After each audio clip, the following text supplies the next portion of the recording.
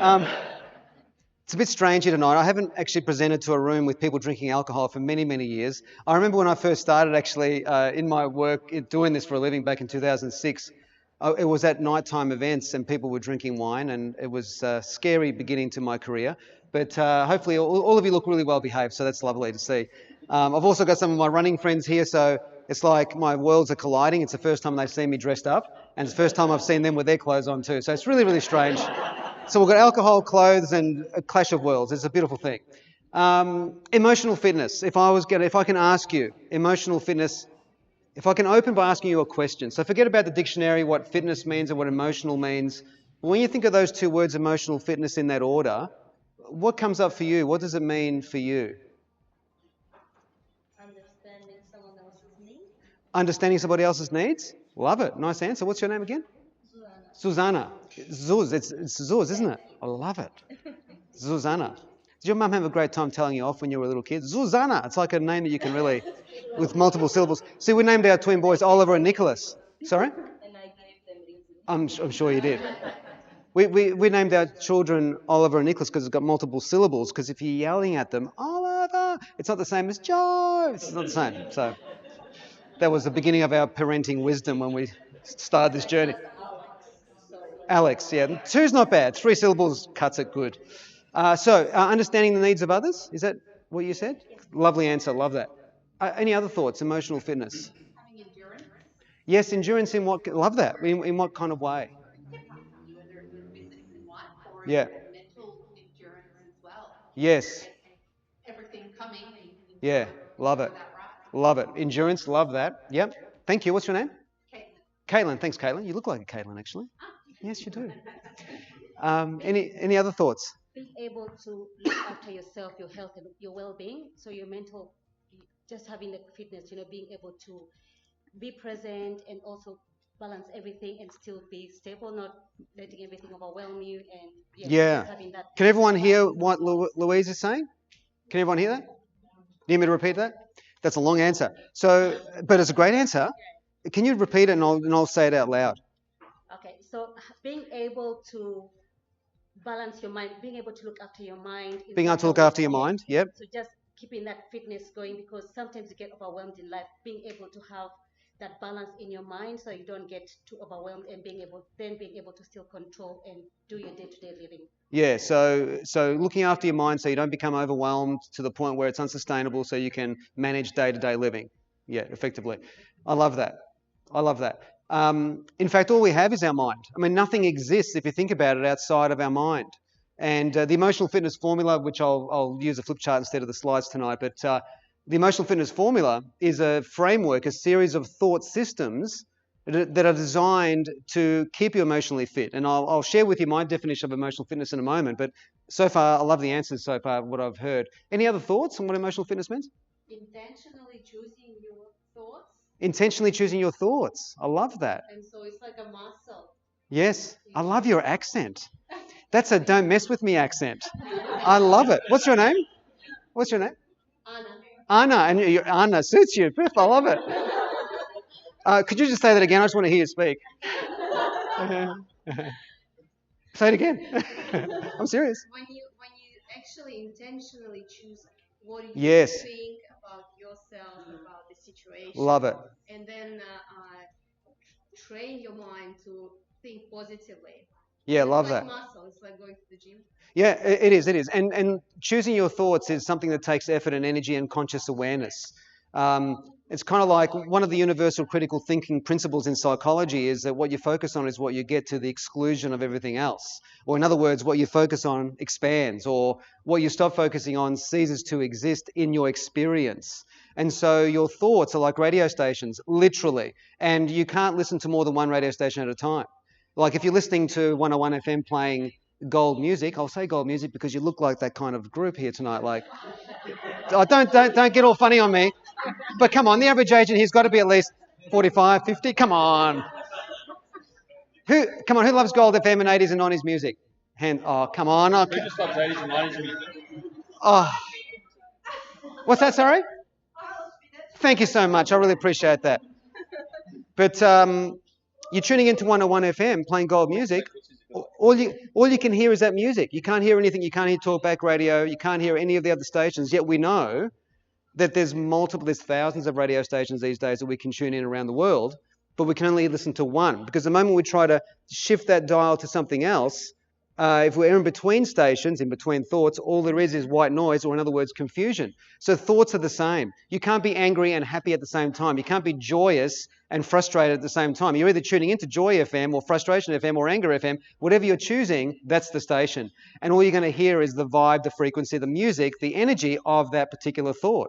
So you're right. And the other thing is, to extend on that, is so many people live their lives, and this is where people become emotionally unfit, because they are convinced that the thoughts that they're having is who they are, and they're actually not. And there's so much more to that. In fact, we're going to need some Shiraz tonight with where we're going with this conversation.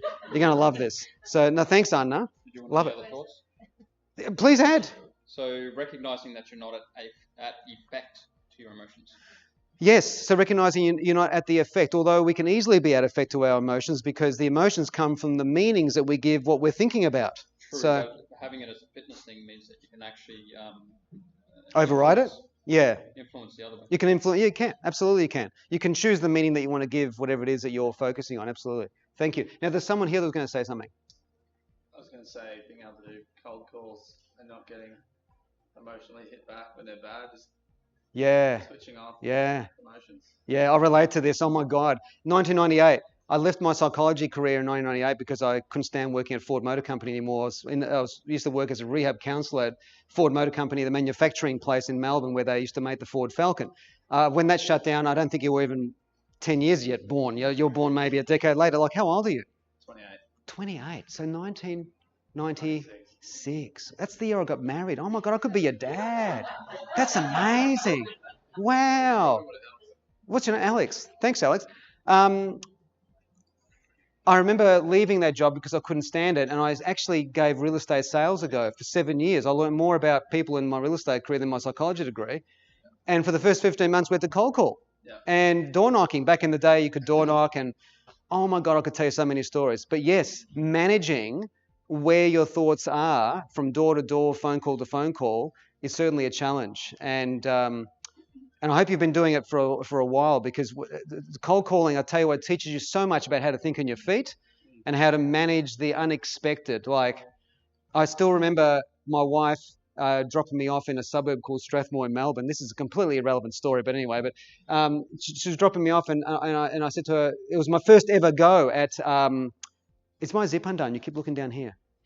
No? I just noticed you were looking down. I wasn't sure. I thought maybe I'm. I'm all good. I'm all good. No, it's okay. Just a quick check. So it was the first time ever I had to go and door knock, and would drive down these streets, and I kept saying, no, not this street, not this street. I had all these elegant reasons, and then there was, I'm of Italian background, third generation Italian, so I'm qualified to use the word wog. No feedback on that, please, tonight. So, and I said to my wife, I said, I'm going to go and knock on that house over there, because it was what we used to call back then. This is completely inappropriate and politically incorrect, but anyway, it was called a wog box. It was a 1950s weatherboard house in brown brick, with a lovely Italian, Greek or Maltese person living in there. And I remember knocking on the door, and this lovely Italian lady came to the door, and I was sloppily and floppily asking her if she wanted to sell her house. And she said, no, and then she said something to me that I was going to hear like hundreds of times over the next many years. And she said to me, they'll carry me out of here in a box. And I thought, wow.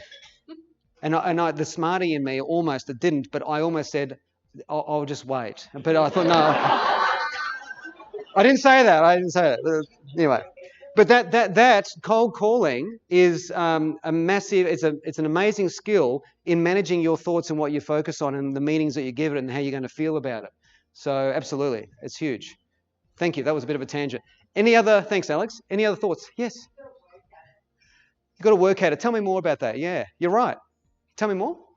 Well, with fitness, like you can't just sit on the couch and just become fit. Yeah. You've actually got to work at it. So it's Yeah. something that changes over your life, and 100%. Emotions kind of change, so you get better at it Yeah. as you go on. And what's your name? Karen. Thanks, Karen. I love your answer. It's beautiful. Thank you. Jackie. I have two things. Yeah. One is. Have we met before? Yes, You look really familiar. I came to one of your courses. Oh, did you? Yes. What year was that? About 3 years ago. 3 years ago. Okay. 4 years Okay, cool. in one of the Brisbane hotels. It's funny how you remember people's eyes. Yeah. Yeah, you've got a beautiful energy. I love it. Yeah. Well, many years ago, I was taught flexibility is your middle name. Right. That has So that's emotional fitness to you, flexibility? Yeah, very Love much it. so. The other thing is growth mindset, because Yeah. I used to beat myself up pretty, if I'd made a mistake, but Yeah. I just have reframed a challenge, or when I'm on a learning curve, I guess. Yes. That I'm not there yet, but Yeah. I will get there. Yeah. And it's just the most incredible feeling of it's like grace in a way, like giving yourself, it's okay to not be perfect. Yeah. But you're on a learning curve and you're just flexible, go with I love it. and I love it. lean into the learning. And, I love it. yeah. I love it. Emotional flexibility is actually one of the 5 core components of the emotional fitness formula that I'll just put up there in a minute. So, and what's interesting about emotions is that, and flexibility and adaptability and all that kind of thing, is that we need to remember or realize that emotions don't respond to facts. Our emotions respond to the meaning or the interpretation that we're giving the facts. And so we are effectively meaning-making machines in a world that has no meaning. So the meaning that we give the thing is going to determine how we're going to feel about it. And yet people live under the illusion of, no, it's just how I feel. Well, it happens so quickly. The interpretation, what you're focusing on and what you make it mean, and the feeling comes so quickly that the illusion is, no, it's just how I feel. It's like, well, hold on, if you just, with self-awareness, just kick back for a little bit and go, hold on, what was I just thinking about a moment ago that led to this feeling? Oh, that's right, I was thinking about so-and-so and how, whatever, insert nasty thing here, or whatever it is, and I'm feeling that way. Does that make sense? So, yeah, I love that. And flexibility, 95% of emotional fitness is self-awareness. There's no doubt about it. Yeah. Thanks, Jakey. Good to see you again. Yeah. Thank you. Any other thoughts? Yes. Chris. Living to your true north, living to your values. Love it. Living the life that you actually want to live. Yeah. And not being, influenced by the family or Instagram. You staying true to the life that you want to live. Yeah, I love that, Chris. Values is actually one of the other components of the emotional fitness formula. I may as well start writing it up. So what we have, right, there's a certain order to this. And the third one is values. Excuse my back. And the fourth one is emotional flexibility that we just mentioned there with Jackie. Emotional flexibility, just put flex. Now, values is an interesting one because values, bless you, whoever that was that you? Do you know that whenever you sneeze, I've been told this, I don't know if this is true, it's an orgasm for consciousness. Think about it, like you're out, you're not here, you're gone just for a microsecond, and consciousness is going, oh my God, that was so good. So quick, but that's a shame. But Chris, a value, I love what you're saying because values are everything, because values is one of the 2 key psychological components that glues relationships together. The illusion is that we fall in love with a person. We actually don't fall in love with a person. We fall in love with who they are. We fall in love with their values. And their value, my definition of a value as far as so I'll say EFF. So when I'm talking EFF tonight, what I mean is emotional fitness formula is what I mean. So it just saves me repeating that all the time. So EFF. The structure of EFF is that based on my work there, a value, I define it as an emotional compass. An emotional compass that is influencing all of your decisions, your actions, your non-actions, your choice points, which way you're going to head, who you're going to hang out with, who you're going to connect with, who you're going to marry, who you're going to spend time, all these different things. And your compass, your emotional compass is guiding you in the direction that's true for you. And hence loyalty takes courage, loyal to your soul, loyal to your values, loyal to that compass, because I don't know about you, but over the last couple of years, especially 21 and 20 or 20, the COVID years, for many of us, our compass was challenged. And whether it's in a career sense, business sense, marriage sense, personal sense, friendship sense, whatever sense, for some people it's been challenged. And it takes courage sometimes to maintain the course of action that aligns to your emotional compass. Emotional compass is something that unfortunately most people lack clarity, or speak plainly, most people don't know what their values are. And I've done heaps of workshops over the years where I've asked, I've done workshops with different companies, groups, organisations around values. And I'll ask people what their values are, and they don't know what they are. They'll list things, but it's not the truth. It's not because they're lying, it's because they don't know. So why is that the case? It's because people confuse their emotional compass, which is very personal to you and me. They mix it up with their moral compass.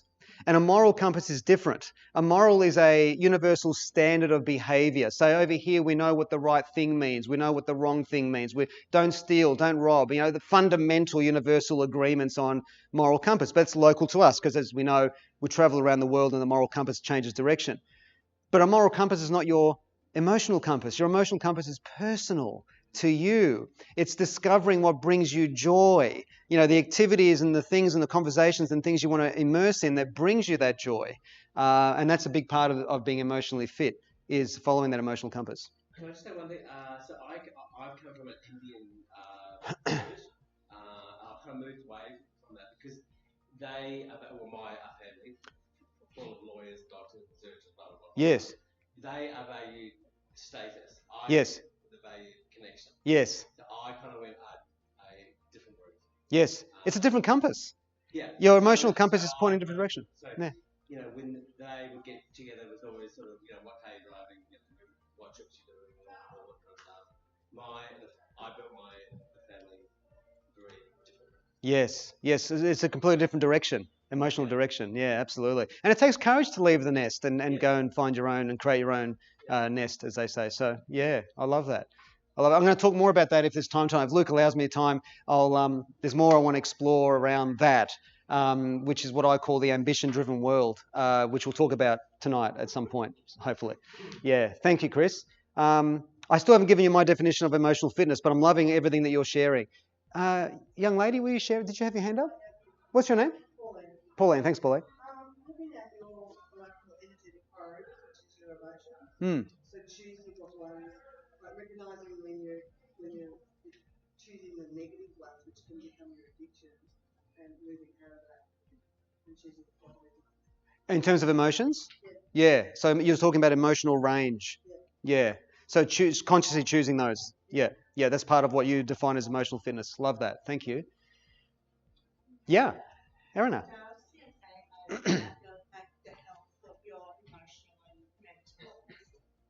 The health of your emotional and mental state. Absolutely, 100%. Yeah. Yes, yes, absolutely. No, thank you, Erina. Love that. Yeah. Resilience? Yeah. Yep. Because we're all going to have tough times and go through tough times and feel sad, angry, whatever. Yeah. But being able to just process through that. Yes. Yeah, absolutely. And what was your name? Karen. Thanks, Karen. Yes. Karen or Karen? Karen. Karen. Thank you. Yeah, no, I love that. Resilience is a big part of it. I remember one sentence that thoughts becomes things. So you have to be careful how you react for certain situations. Yeah. Because in most cases you cannot control your thoughts. Yes. You have too many thoughts through the day. Yep. But you can control the emotions. Yes. The emotions steer the thoughts in the right direction. Yeah. So this is that emotional compass that really creates your future. Yes. So what you have here in next few days, years, months, you have it here. Yeah. So we are creators. Yeah, so absolutely. That's healthy stand of this emotional state, creating great future. I love it. Yeah, I love it. Arek, did I say that right? Thanks, Arek. Love it, love it, love it. Yes. I was just thinking. What's your name? Mandy. Mandy. I think like making choice about what you even watch on telly. Like I make a choice not to watch any horror movies because I don't think they bring anything positive to my life. Yeah. I make a choice not to watch the news too much. My husband likes to watch it morning and night. He's obsessed with it. But I just walk out the room because I'm like, it's just all negative. Yeah. Yeah. So I think, and that affects your whole mood. It does. So I'd prefer to go for a nice walk and listen to an uplifting podcast. So Indeed. I think it's all about making choices about what you view on telly, what you... Yes. 100%. Where you place your attention consciously is really important. My wife has always said, if whenever we're going to watch a movie, she said, is this movie going to make me feel better than what I feel right now? And most of the time my answer is, I don't know. So she chooses the movies now because I've failed many times. All right. So for those of you who are writing notes, thank you, Mandy. Emotional fitness, based on my work over the last, whatever it is, 18, 19 years, is emotional fitness is measured by the quality of our relationship with uncertainty. It's measured by the quality of our relationship with uncertainty. Our relationship with uncertainty is psychologically the single most important relationship you could possibly ever have, because uncertainty is a fabric. It is a prerequisite of life. It is the precursory seed, the prerequisite, the primary seed that we need to have in order to grow. And growth is a perpetual need of the human condition. Everything in the world, whether you're talking about your body, your relationships, economies, whether you're talking about a tree outside, it doesn't matter what it is that we're talking about. Everything is either growing or dying. As Ray Kroc from McDonald's said many, many years ago, everything is either green and growing or ripe and rotting. And so nothing stays still. Even the ripeness, it's ripe for a moment and then it goes downhill. So everything has got to keep growing. We're either breathing out or breathing in, expanding or shrinking. There is nothing in between. And so growth is the need of the human condition. Think about it. It's 2024. Could the 2005 version of you handle your current life? Yes or no? Just intuitively answer that. Yes or no? The 2005 version of you. I couldn't handle 2024 from 2005. My God. I said, my wife and I have been married for 27 years. We've often said to each other, we're no longer married to the person that we married. Thank God for that, man. I mean, geez, I was such a bad wog boy. Oh my God. And we were both hypersensitive and jealous and so immature. I don't even know how we survived the first 4 or 5 years. Thank God it took us 12 years to have kids, because what kids do when they come along, for those of you who are in relationships, and if you're in a shitty relationship, well, be careful, because if you have children, your children amplify the quality of your relationship. So if your relationship is phenomenal, oh my God, you're going to be amazing together. But if you're crap, you're in trouble with children, because it's going to amplify that. So anyway, we're getting into a whole other thing. But that's emotional fitness as well, because uncertainty is everywhere all the time. And unfortunately, most people correlate uncertainty with fear, you see. If we look at the psychology of this, we are nothing more than a series of complex thought systems, right, where we've correlated mutually exclusive ideas to make sense.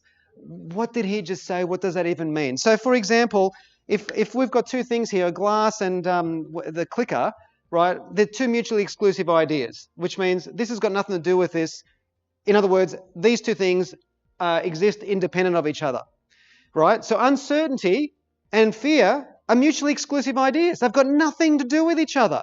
But if you correlate, which is a fancy way of saying, if you start creating evidence of connection between uncertainty and fear, that's you now creating a convenient assumption, which is another way of saying you're creating a belief, and a belief that correlates uncertainty with fear, if breathed into and repeated long enough, a belief will harden into fact. And that's where that person that walks around and says, no, I'm telling you, that's just how it is, son. It's like, bullshit, it's just your correlation. You've correlated two things together that make no sense. But when we look at nature says it's actually not true that uncertainty correlates with fear. Nature says that uncertainty actually correlates with growth, because nature needs an obstacle in order to grow. Think about that. And so uncertainty, we face uncertainty in micro and macro ways every day. Thankfully, we don't experience it on a macro level, on a fundamental level every day. We can't. But we experience uncertainty daily through little things like variety, doing something different, going somewhere we haven't been to before, speaking to someone we haven't spoken to for a long time. These are little micro doses, mini doses of uncertainty known as variety. Because uncertainty also comes in the form of adventure, challenge, stress, pressure, the unknown. Does that make sense? And so then on a macro level, we've got these other issues that we face in our lives that are more difficult to deal with and take longer to navigate, longer than just a moment or just a couple of hours. So the emotional fitness formula actually deals with both the macro and the micro when it comes to uncertainty.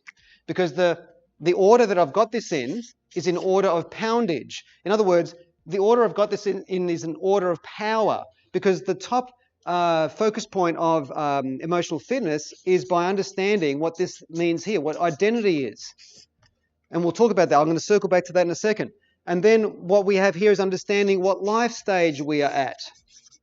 And by life stage, I'm not talking about our age, I'm talking about a psychological stage. I'll get to that in a second. Then we've got values, our emotional compass that I spoke of there with Chris. Then there's emotional flexibility that we spoke of here with Jackie. And then the final one is the health of our perspective matters immensely when it comes to our emotional fitness. So these ones here, this one, and this one, these deal with the micro, which is everyday stuff.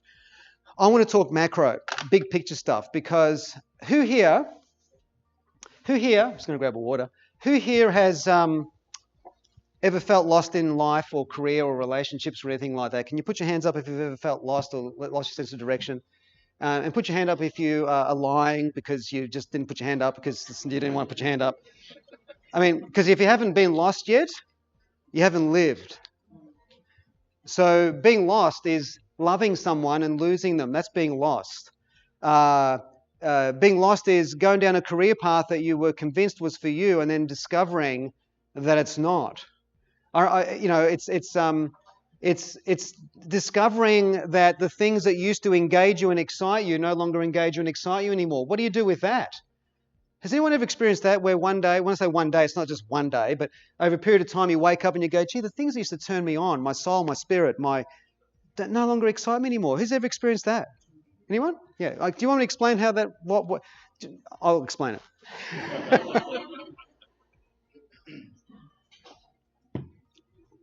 Because if I leave that question open and someone says, no, I'm fine, you don't have to explain it, then that's the end of the presentation tonight. So, but we're going to look at identity here, and I'm going to mention life stage in a moment briefly.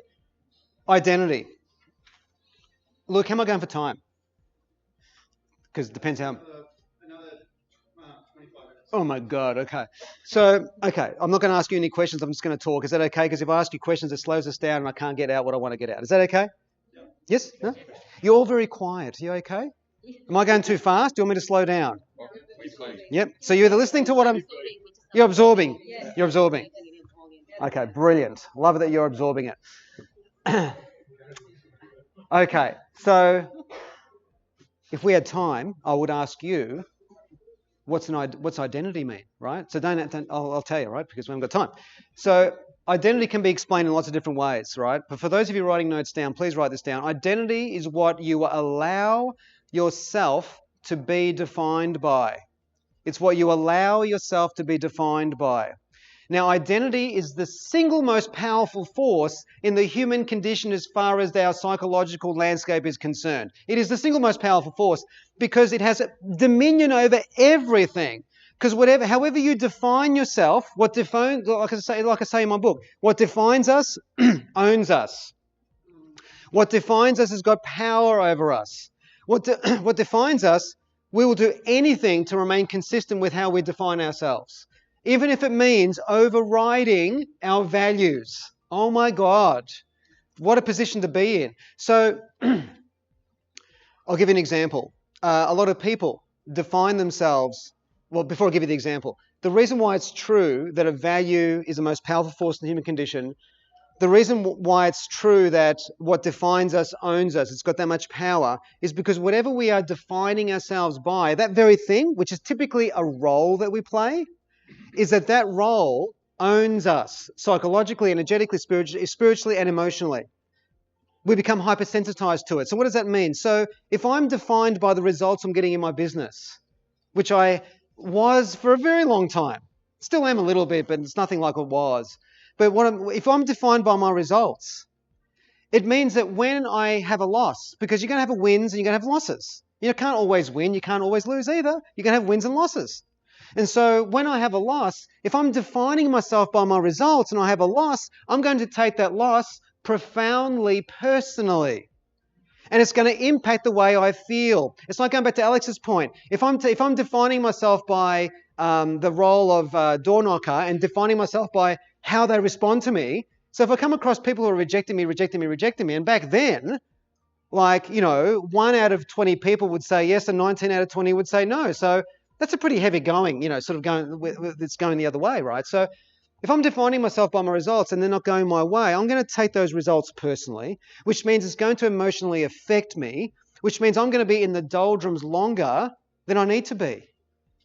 Does that make sense? And here's the thing I want to say to you, that can easily be misunderstood. And please let me explain this as I say this. Life itself is impersonal. We need to understand what this means. This is such an important point. Life is impersonal. How can you say that? My kids are personal. Everything's personal.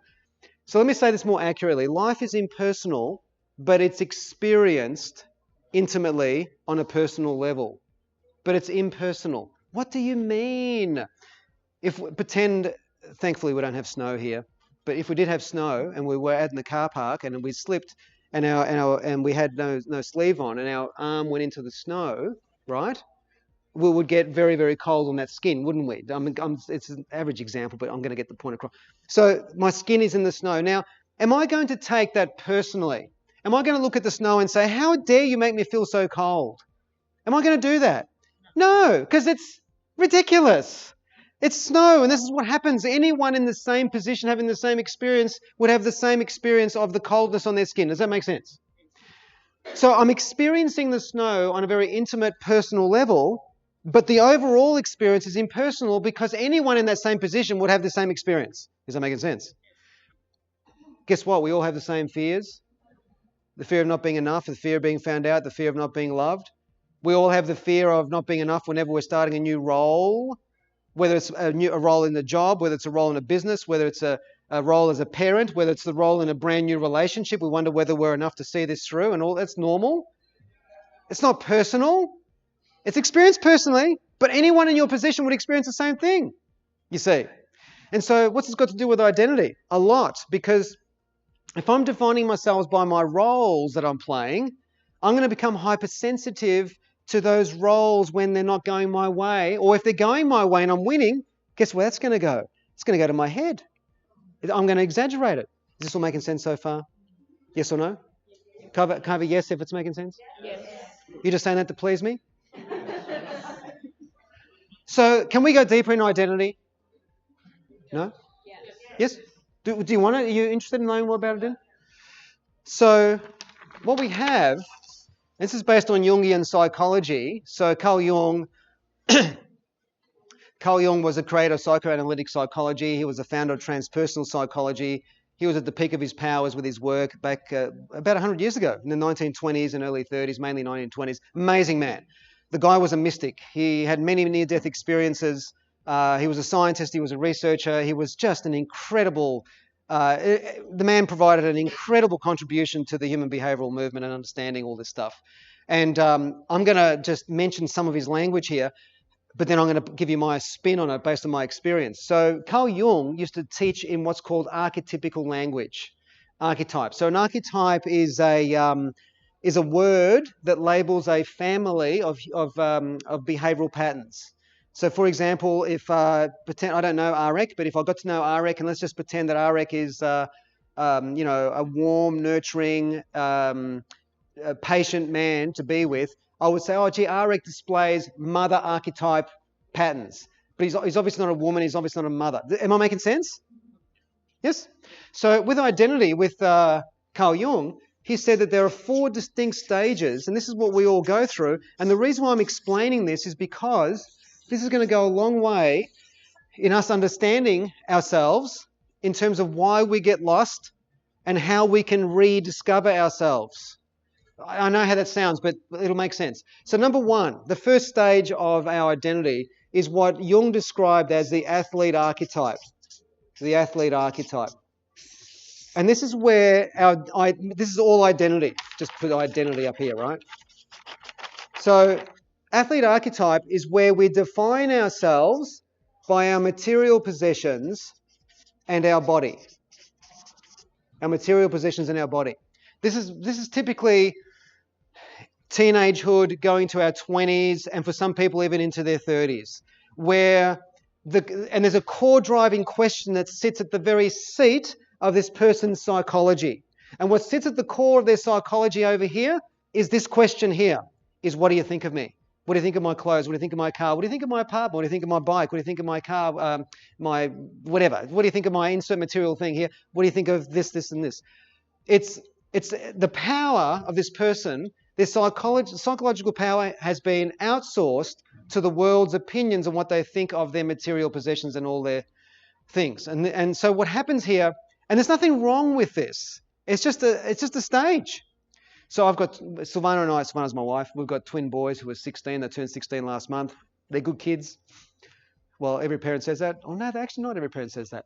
They're good kids. And, Nicholas has got, bless his sweet socks, he's got beautiful curly hair, just like I did when I was 16. I don't know if he understood, but I said to him the other day, welcome to your future.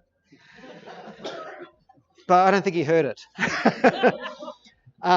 Anyway, he spends a lot of time getting his hair ready for school and all this everything. The worst thing I can say as a parent is, hon, it's just your hair, come on. No, we have to respect where he's at. His identity is his hair. His identity is his body. His identity is his phone. His identity is insert material things here. When they turned 16, they spent hours and hours and hours at the plaza shopping, buying tracksuits, fancy things. I won't say tracksuits, doesn't sound fancy, but fancy tracksuits, fancy everything. So he came back, he spent all of his, he worked for 2 weeks, all the money was gone, right? His brother Oliver didn't spend a thing. I said, Oliver, you're going to be just fine. But Nicholas, he just spends all the time. Anyway, but he loves it. And I love that they love it. The worst thing I could say is, hun, why are you wasting all that money on just those clothes? It's the worst thing I could say. It's disrespecting where they are at. And most of us, who remembers when you were sensitive to people's opinions on how you looked, walked, talked, your house, your material possessions? I don't know whether you've ever gone through that, but I remember that phase. I remember when I was 19, this is back in 1989, 7 years before you even thought of. Sorry, Alex, I'm so jealous. 28, what an age, man, seriously. I'd kick ass in marathons if I was his age now. Anyway, but 19 years of age, I got evidence of this on my phone somewhere. Long, flowing, curly hair. I'd go to the beach. It would come down to here. I got a lot of significance and attention.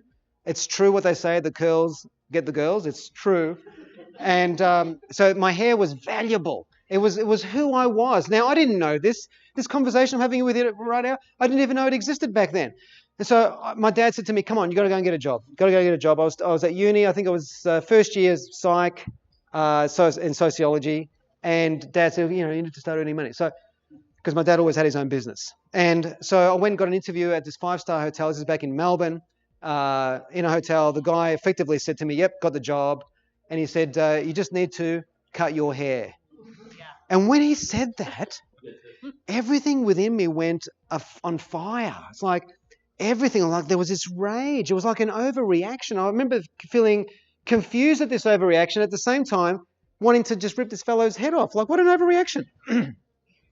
So I calmly left the interview. I went back home and Dad said, how did it go? And I said, they offered me the job, but they want me to cut my hair. My dad says, when are you starting? And I said, I'm not cutting my hair. And for 2 weeks, the only 2 weeks of my life I remember with my relationship with my father, that we argued incessantly for 2 weeks because of my hair.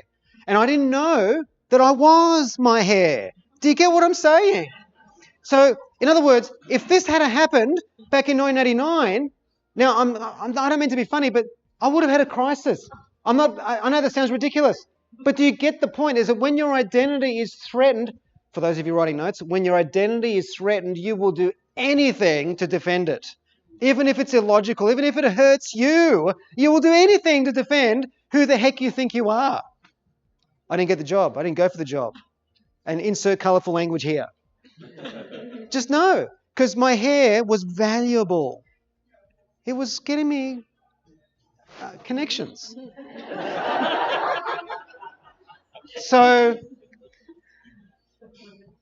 then what happens is, in life, we'll get into our 20s and 30s, right? Roughly 20s, whatever. For us, it was 20s. And our responsibilities begin to expand. So I had my 2 closest friends who I met when I was 13. We're still good friends today. And they started working. One of my mates graduated in IT and he started a successful career instantly in IT. My other friend didn't go to uni. He studied hospitality. Well, he worked in hospitality, but he started getting jobs in senior management. They started earning money. One then bought a house. This is in the 90s. The other one bought a block of land, and I'm thinking, oh my God, I felt like I was falling behind, because this is a very much an egocentric existence, right? So egocentric means I'm comparing myself to others and how I'm doing in comparison to others. So responsibilities begin to expand, and your identity has to evolve. a big part of emotional fitness is keeping up with who you are becoming. And most people don't. Not because they don't want to, it's because they don't know how to. Because their life is still an echo of what they used to be, not what they are now, you see. So we evolve, and this happens organically. This doesn't happen sitting at the table going, I'm ready now for stage 2 of Carl Jung's adventures of the identity phases. No, it just happens organically. So then we move to the second phase. The second phase we move to is the warrior archetype, warrior hunter. And this is where I'm defining myself by my results. And the core driving question here, so the core driving question here, remember, was what do you think of me? What do you think of my hair, my clothes, my apartment, my house, my whatever?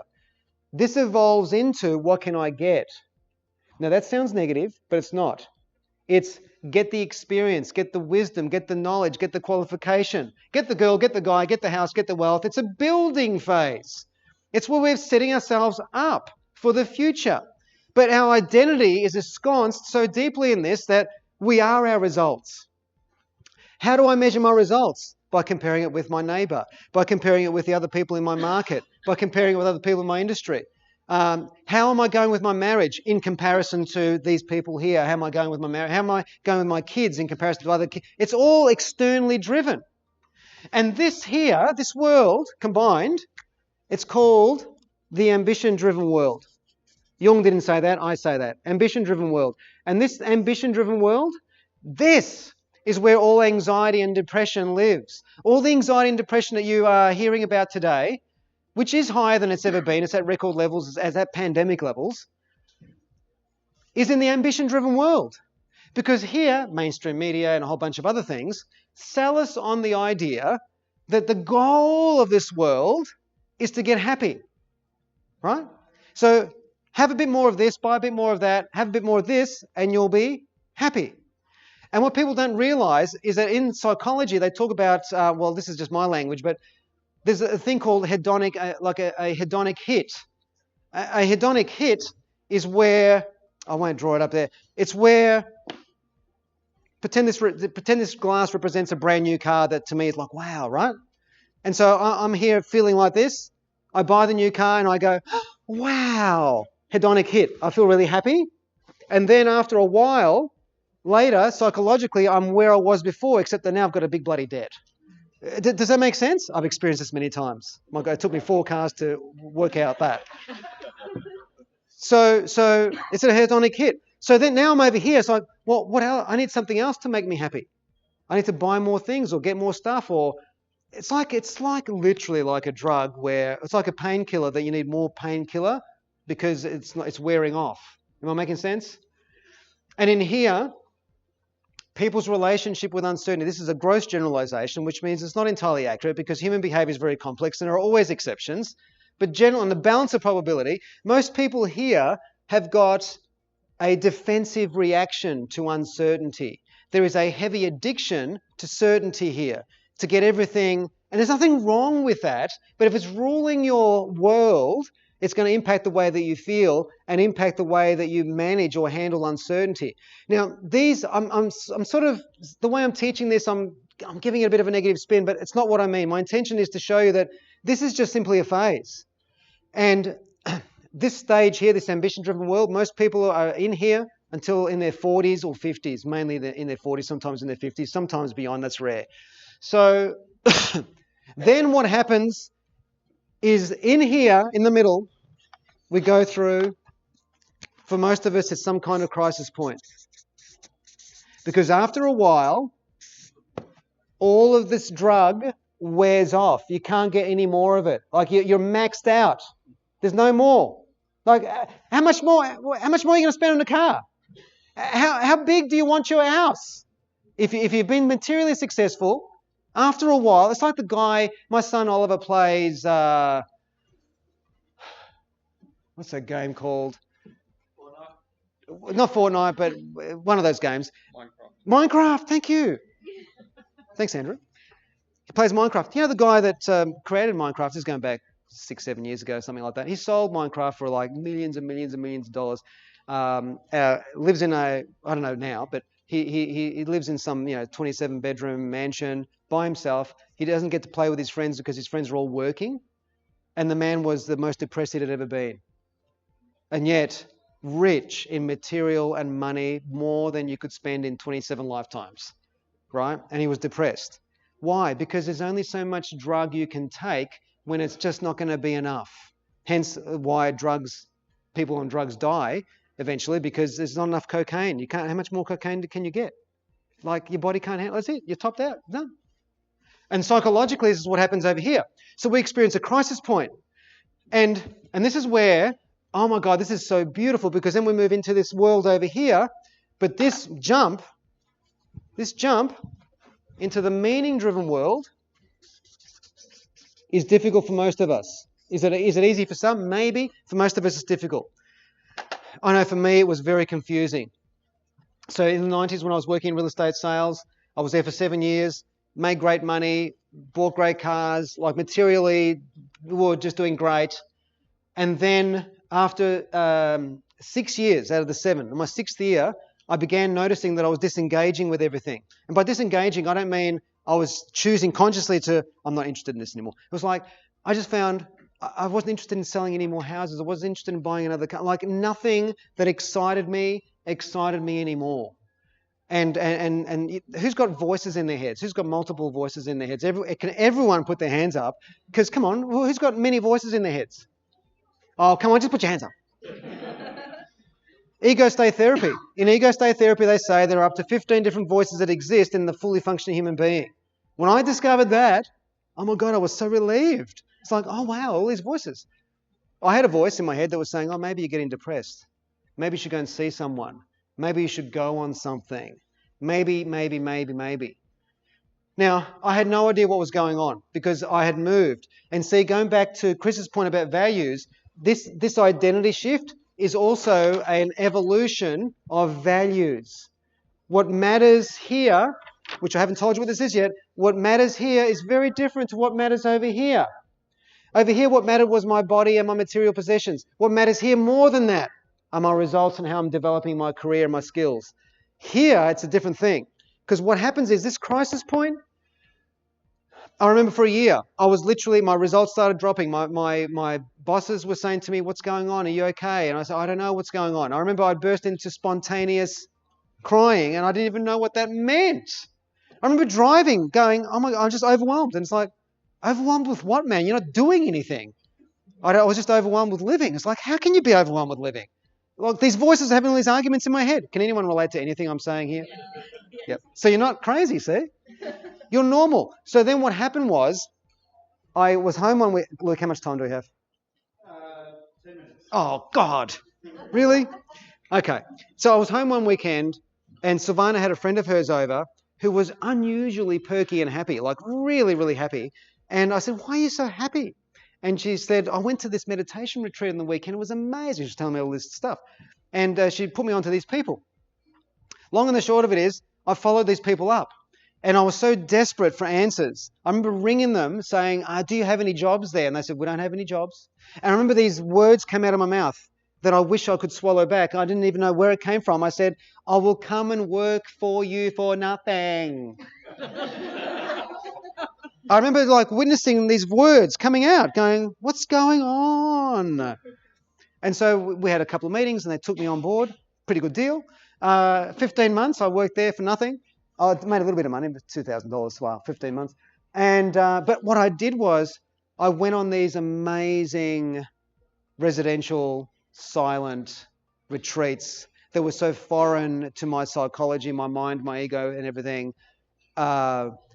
7-day silent retreats where you were literally not talking to another person for 7. I mean, look at me, I talk, right? So imagine being silent for 7 days. It took about 3 or 4 days for the voices inside to start to go quiet and to start experiencing your heart clearly, start experiencing your spirit cleanly, start having direct access to your consciousness in a very clean, non-egotistical way. It was an amazing. I remember finishing this particular 7-day retreat where the teachers, there was 2 teachers, they interview you at the start to see that you're okay and you're ready and primed for this particular 7-day retreat.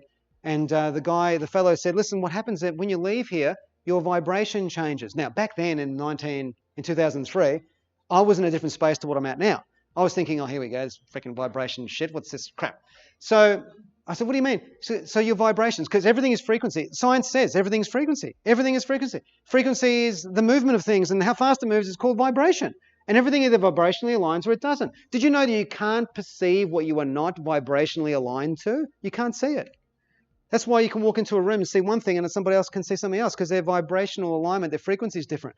Anyway, he says what's going to happen is for most people when they finish this retreat, they experience like a divine love, like an unconditional love. It's non-human love. And I said, what do you mean? Well, we can't explain it to you. It might not happen, but it may happen. But we're just letting you know that you might experience this unconditional divine joy that we're going to need to help ground that before you leave here, because we can't get you to drive home. It was a 3-hour drive home. We can't let you drive home when you're in love with everything. So this conversation was so weird. I said, well, I don't understand what you're talking about. So anyway, this 7-day retreat, it was a strict diet. No meat, no sugar. If you smoke, you can't smoke.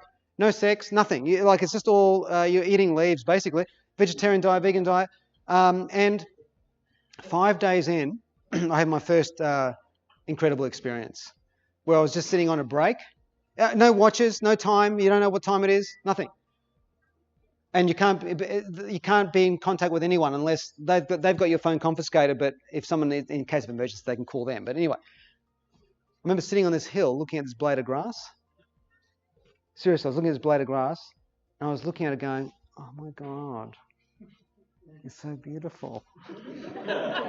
I went into tears looking at this blade of grass, going, "Oh my God, it's amazing." And I was looking everywhere, going, this is extraordinarily beautiful. Like, wow. And my ego was not there because it was in there, but it wasn't strong because this is day 5, day 6 of this isolation, working like this. And I had many more experiences after that. And it was the first time I experienced any form of divine love. And we finished the retreat. The last day was only half a day, but it was about grounding you. And they said, we have to ground you. What does that mean? You know what it means? Carbs, meat, chocolate, sugar, coffee. It was just phenomenal. It's like, oh, welcome back, ego, Because when you're eating crap, you're feeding your ego. You understand this, right? So anyway, so we finished the 7 days and we grounded ourselves. And it was a 3-hour drive home. This is in the Victorian High Country. And the halfway town on the way home was a town called Yay. True story. Yay. Look it up. It exists. Yay. Do you know Yay? I've been through it. Yeah, it's gorgeous. And I was with this guy that was in the car with me because he lived near me. And I said, how about we stop in Yay and we have a bit of more grounding, like Mars bar cake and a strong coffee. I mean, let's just keep going with this grounding business. I like it. So we get to this place. Yay, we stop. Go into this cafe. No cake, unfortunately. They didn't have any. So I ordered these 2 coffees. Look, what I'm about to tell you is 100% accurate. Like you might not believe it, right? But I'm telling you, this is what happened. We're still on this vibrational high, right? I've ordered these coffees. My mate's over here, the lady served me the coffee, and I went to pay. And she says, no. She just looked at me like, no, it's okay. And I said, I haven't paid. I said, did you pay? He goes, no. I said, I haven't paid. He hasn't paid. We have not paid. And she says, I swear to you, she says, it's okay. You can take it. And so I've got these coffees, walking out for free. I turned to my mate and I said, we should have had fucking lunch. Then we thought, we'll go to a car dealership. Oh, I like this car. I like this one. Take it. You sure he didn't pay? I didn't read it. Take it. Because the ego starts to get control again, and of course everything changes. But I did that. I did a whole bunch of other things I've got time to get into because I've only got 6 minutes or something. I did that for a whole year, 15 months. It was a sabbatical that went on. I didn't know I was on a sabbatical because I wasn't lost. And then what happened was I ran out of money. So I had to go back to my old job. And my old job, my employer, beautiful people, they took me back in. But I soon discovered that psychologically it was like trying to put the toothpaste back into the bloody bottle. It just, I didn't fit there anymore. So then that's when I started my coaching business, and I'm giving a fast version of it. But the third stage is the statesperson stage, because this is what happens here, is the core driving question evolves from, what do you think of me? What can I get? And that evolves into, what can I give? What can I give? And this is the doorway, pretend there's a door here, like a revolving door, into the meaning-driven world, which is heart-centric. Lots of fun things. So the this is like, I really want to be a show time finish. Do I have the permission to go 15 minutes over? Yeah. I need to head out to welcome to, so I won't call. No one's leaving. No one's leaving. They're all staying. You're welcome to. Oh, thank you, Luke. Time to finish and go for another 15. Joe, what did you do? I don't know. I don't know. Thank you, Luke. I appreciate that. Is that okay, everyone? So this is statesperson. Carl Jung called the statesman, right? I just call it statesperson. But this stage of identity is where your life is becoming less and less about you. And so what happens is in business, even in business, we're building, making money. When we evolve to here, the purpose of our careers in business becomes genuinely about contribution. It doesn't become about what I'm getting and what I'm building. It becomes more about, am I actually adding value? And so here we start to work out, how can I begin making money in a meaningful way that adds value to that market, that community, that whatever we're serving? Our focus point becomes, what can I give?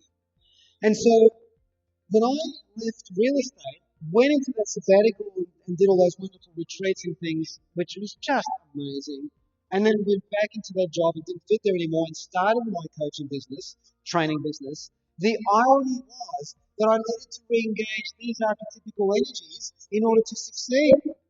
Well, what do you mean? So I couldn't just go, now, I don't have a job anymore, I'm starting my own business, I'm going to sit at home and it's just all going to happen. I'm going to meditate, vibrationally align to those results and they're going to come. Does that work? To some degree, yeah, maybe. But you've got to go out there and network and meet people and build relationships. And back then in 2006, all I knew back then was the local BNI network. And that's where I started. And I had to re-engage with the warrior energy to go and get some results, to meet people and say, hey, the athlete stage, this is important because you've got to look after your body. I think one of the micro purposes of life is to work out what kind of body that you have and work out what's the best way to nutritionalize it, to energize it, to look after it, because life is not about time management. It's about energy management. If you've got shit energy, you can have the best time management book in the world, you're going to be crap at it. Energy management. You got good energy, you can do anything, right? So, energy management, making money, doing the right thing with your money, being educated financially on how to do what you got to do with the money so you set yourself up, doing all that, so then you can start doing the things that still make money, but in a different way. So I had a massive career change. For some people, this crisis point is relationship shift. For some people, it's a geographical shift. They change countries or they've moved into a completely different culture that's more aligned to their values, whatever it might be. And so here is the beginning, the beginning of the journey from not worrying about becoming somebody, but instead becoming nobody. In other words, I don't mean you're a nobody. That's not what I mean. What I mean by that is where you don't want to be seen. It doesn't matter. Like, can I be really crass? Is that okay? Can I be materially crass? No? Okay. When I was living here, psychologically, I had fancy cars. And the cars were so fancy that my sons wouldn't come into the cars because they were afraid of being judged. Remember, they're over here in their psychology. They didn't want to be judged. So I was driving around in these fancy cars by myself most of the time, and it got a lot of attention. I remember the first time I drove one of these cars into the Coles, and this man said, "Oh, you don't want to park that car over here." It's like, I remember having this completely ridiculous conversation with this stranger in the car park about how I shouldn't be parking my car in Coles. Anyway, so now I drive a different car. It's a car that no one even notices. I can't be seen. And my sons love coming with me because it's not a look at me. It's like, it's just, you don't see it. It's just like, it just melds into the everythingness. And I love that. I love that. And and everything in our lives. We're setting up our lives. Silvana and I are continually evolving in our relationship in our lives, so we become more invisible. Not invisible as in I'm not here for you. I still got my friends and my relationships and my running friends and communities and things. I love that. But it's not, there's nothing, I'll say it to you like this. There's no longer a need to prove or defend anything. But over here, it's all about proving and defending. Am I making sense? And so what happens is to stay in the meaning-driven world, we have to integrate the warrior into the statesperson. This person still has to be financially responsible. We still need to look after our bodies. Integrate all of this so we can make the shift from the ambition to meaning-driven world. The ambition-driven world is egocentric and a comparison game. The meaning-driven world is heart-centric. It's about love. It's about vulnerability. Now, by vulnerability, I'm not talking about crying over there in the corner. Vulnerability means having the courage to tell the effing truth. And by the truth, you say it appropriately. It doesn't mean that you go out and sprout all of your opinions about what this and this and this means. No, it means being truthful with the person that you're with. You know that song, Love the One You're With? Do you remember that song? If we could do that, we'd say insert song here and play it, but we can't. But it's just that love the one you're with. Like, be true to who you're with. You know, my dad never allowed himself to show me any of his vulnerabilities. He was always in charge. He had his own mechanic business, Caltech service station. He was a mechanic with lots of mechanics. Very successful business. He always looked, what's the word? Invincible. And so I used to compare myself to that. It's like you can't compare yourself to that. Whereas with my sons, if there's any form of vulnerability, any form of truth that they need to know about their dad or their mum, we share it with them. We share it with them. You know, I tell them about what it took to start my own business and the fear and the scariness of that and all the stuff that went with that. They need to know all that sort of stuff. Anyway, so then we have the statesperson stage, and here life becomes about what can we give. And these three stages, according to Jung, well, according to me, these are psychological stages. The fourth phase is where we need to introduce some Shiraz. Because here we go into a different phase altogether. And this is what's called the spirit archetype. Carl Jung called it the spirit phase. This is where we're preparing for death. And by death, you can call it physically, but this is an existential identity. It's where we become divinely curious about what is the universal intelligence that's looking through your eyes and into my eyes. As Wayne Dyer used to say, the universal intelligence that's looking through your eyes is identical to the universal intelligence that opens a rose. It's identical. So here, this is no longer about what can I give or what can I get or what do you think of me. This becomes about the journey of what am I? Not who am I, what am I? So, I'll start wrapping up. So in my library at home, I've got a whole section dedicated to near-death experience research. There's a guy called Dr. Raymond Moody who wrote a book called Life After Life in 1975. It's been updated like 20 times since then. He's interviewed over 20,000 people who have had near-death experiences. The definition of a near-death experience is where someone's brain dead and heart dead for a certain period of time and then revive back to life, and they come back with this conscious memory of the divine experience. Now, whether you believe this or not, it's entirely your business, and it really is, and I respect all of your beliefs, and I'm sensitive to that. What's fascinating is that with tens of thousands of people being interviewed, there are themes that come back from these people who come back and say similar things. They say things like, oh my God, as soon as I left my body, I couldn't believe that I thought that I was my body. C.S. Lewis, way back in the 60s, C.S. Lewis said, you don't have a body. He says, you don't have a soul. You have a body. What you are is you are a soul. Anyway, and so all these near-death experience people say similar things in that they realise, oh my Lord, that was just all a dream. My dad passed away recently, and I'm happy to say that, it's all good. And I had a conversation with him. I know this sounds weird. This is not where I thought this training would go tonight, but I had this conversation with my dad in a meditation the other day, and I said, so where are you? I'm curious, what's going on? And he said, I've gone nowhere. I've always been here. And he was just laughing. It's like, do you get it? It's a cosmic effing joke. It doesn't exist. No, all the things you think matter don't actually matter. But it doesn't mean that you don't... this is where people now go off the rails. It's like, oh, it doesn't matter. It's all an illusion. No, you still got to absorb. You still got to involve yourself in life. You still got to do your business and get involved in your relationships and immerse in life, at the same time have an awareness that it's all just a game anyway. And one of the things, and I'll wrap up with this, one of the things that came out from near-death experience research that absolutely blew my mind, where there was this one lady, many people have said this, but this one particular story, where this lady came back and she said, you know, when I was in non-physical, none of my incredible achievements, this woman had achieved amazing things on planet Earth, amazing awards, rewards, significance, levels of achievement that were elite in her field. None of it was even noticed, not even a microsecond, nothing. She was just asked two simple questions. And guys, let me tell you, these are the only questions that matter.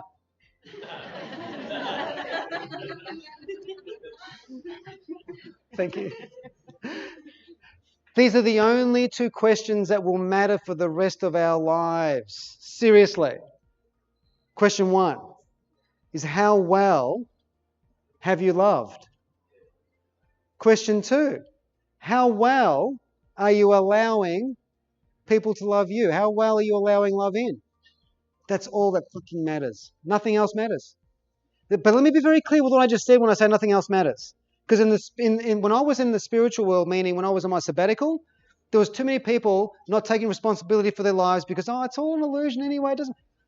Well, you go and deal with the physical reality of responsibility of not paying your mortgage and have the bank take the house away. You deal with that. It's all real. This is all relatively real. It's important that so this is the irony of all of this awareness, is that the gift of this awareness is it allows us to get more deeply involved with the everydayness of life. You know, take the joy out of every moment and give of yourself to other people when you're talking with them, when you're present to them, when you ask someone, how are you? Don't just walk away. It's a question, for God's sake. Hear what they have to say and be with them and just be involved. Because when you're on your deathbed, whatever that means, it's not going to be, oh my God, I'm so good. It's going to be, who loves you and who do you love? How well have you loved? How well are you loving? How well are you allowing others in? Or do you have some bullshit story that happened back in 1900 and froze to death and that's the reason why I'm never going to let anyone in? Good luck with that. It's not going to work. Because to go into the meaning-driven world, it means opening your heart to the world. It means opening your heart to yourself. It means catching up with who you've become, where your values have changed. Now, I'm going to say something crass. I love making money. I love my business. I love what I do. But the motivation's different. Do you get what I'm saying? It's just different because it's made in a meaningful way aligned to who I am in 2024. And so there's a consistency that comes with that. And consistency in psychology is a core ingredient of trust.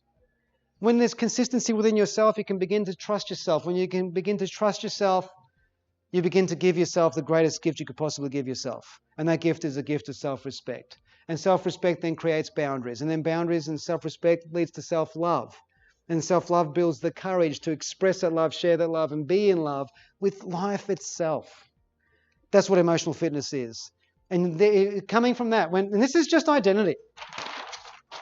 We've just covered an aspect of that. And then there's all of these things. Haven't even talked about that. So, because that's what Courage to Be You is all about. It's a book that goes deep into this. So, emotional fitness is measured by the quality of your relationship with uncertainty. Emotional fitness really is about transforming our relationship with uncertainty by having a very clean and healthy perspective on life. We're clear on what matters and what doesn't matter. And whilst we know that there's something beyond this world, be involved, completely and utterly ensconced and immersed in the responsibilities of life itself. You've got to do both. You can't do one or the other. It's both. And when you do that, you're walking through life with a cosmic giggle. It's like a laughter within, not a literal laughter where you're giggling out there, but inside you just got this joyous... I'm going to sound like a bit of a dick now and say to you this. Most of the time when I'm walking around, I'm so happy. And by happy, I don't mean happy as in, oh, happy, new car. That's not what I'm talking about. Because I'll say more accurately. The mission here is to get happy. The mission here is not to get happy. The mission here is to become fulfilled. Fulfilled. And when you're fulfilled, and you're deep within yourself in a healthy way, you just enjoy the simple things, like going into the supermarket and a stranger walking the other way, and you're smiling at them and them smiling back at you. You just had a moment. You just had a relationship that went, sure, for 2 seconds, but it was a relationship. It was a connection. You don't know what the ripple effect of that is. Do you get that? This here is where it's a contribution-based psychology, which means everywhere that you walk, you have a conscious awareness of the difference that you're making to the people around you by the simple way of how you're walking, talking, and your attitude and everything like that, let alone the actual contribution that you're making to the people that you would die for. And if you don't have anyone in your life that you would die for, it's because you haven't learned yet how to let love in. And that's it. That's my talk tonight.